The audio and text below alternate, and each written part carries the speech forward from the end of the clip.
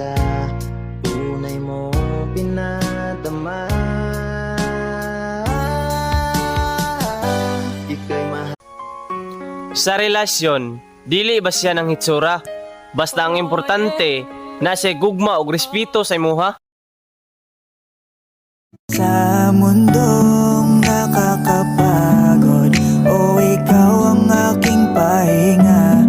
Gumagaan ang lahat kapag nasisilayan ka na.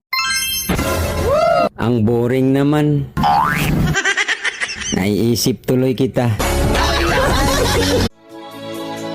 But as darkness falls, this true love falls apart into a riddle of her heart.